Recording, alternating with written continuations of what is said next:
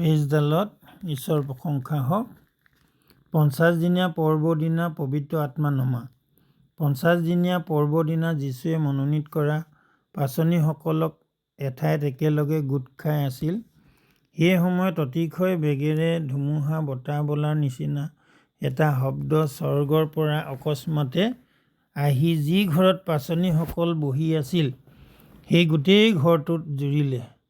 তেতিয়া তেওঁলোকৰ আগত জিভাৰ সদৃশ জুই ওলাই প্ৰতিজনৰ ওপৰত ৰৈ থাকিল। সেই সময়ত তেওঁলোক সকলোৱে পবিত্ৰ আত্মাৰে পূৰ হৈ আত্মাই নিৰ্দেশ দিয়াৰ দৰে আন আন ভাষাৰে কথা ক'বলৈ ধৰিলে। ঠিক তেনেকৈ আজি আমি সন্ধিয়া প্ৰাৰ্থনা কৰি থাকোঁতে প্ৰভু যীশুৱে বহুত দুখত থকা আজি আমাৰ এই সন্তোষক দেখিবলৈ দিয়ে। আমেন।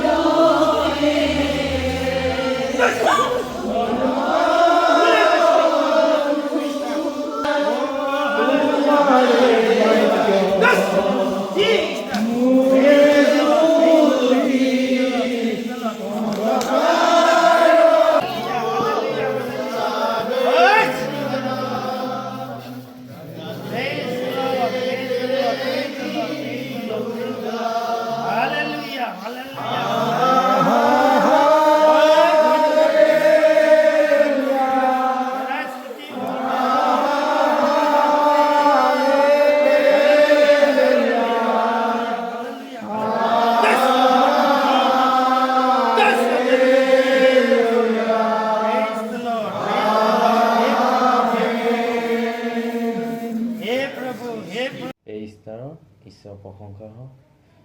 মই আজি যি সময়ত পিতাই প্ৰাৰ্থনা কৰি দিলে সেই সময়ত প্ৰভু যীশুৱে মোক দৰ্শন দিলে।